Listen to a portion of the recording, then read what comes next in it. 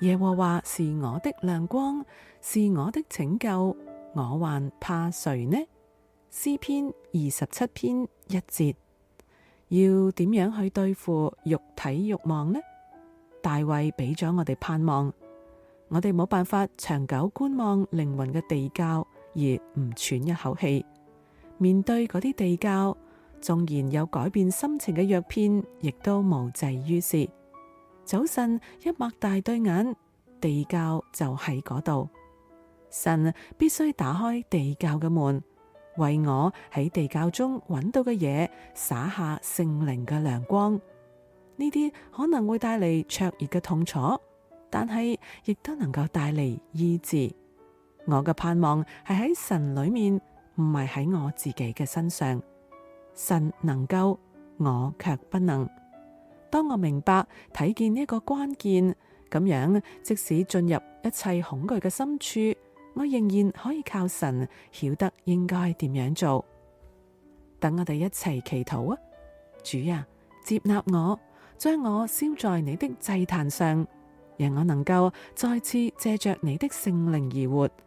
我唔要再感覺害怕啦，求你光照我嘅內裏，幫助我睇見我所害怕面對嘅，然後放手交俾你喺我身上作工，使我不再拼命靠自己掙扎、拒絕、遮掩。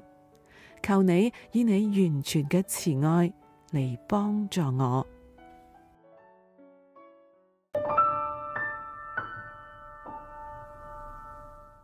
於是他們唆使眾人說：我們聽過他說謗讟摩西和神的話。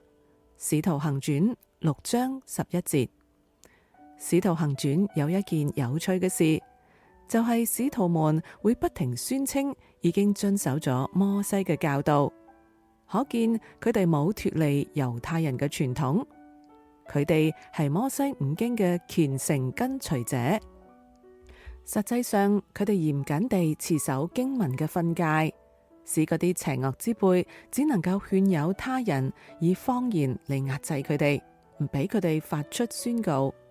司提反就係一個例子，佢強而有力地以舊約經文教導耶穌係彌賽亞嘅信息，使到對抗者無法爭辯得逞，只好講大話污衊司提反，謗讟摩西。點解呢？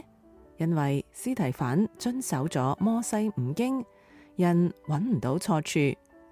第一位為主殉道嘅司提反遵守律法嘅教導，但係今日好多人就藉口話依家係恩典時代啊，所以將律法擱置一旁，或者係選擇性嘅遵守，失去咗警醒嘅心，造成咗從恩典中墮落。我哋睇睇保羅、約翰、雅各、彼得，冇一位使徒講過對抗或者係褻瀆摩西嘅話。恩典唔係我哋放縱自己，容許一再犯罪嘅理由。律法嘅存在使我哋知罪，導引我哋規範外在行為。恩典就引導我哋進入心靈領域上面，使到我哋轉向神，明白神赦罪嘅寶貴救恩。有神嘅靈住喺裏面，不願跟從罪惡嘅本性去得罪神。你絕對需要神嘅恩典，先至能夠滿足律法嘅需求。但係呢個同否認律法嘅意義，絕對係兩件不同嘅事。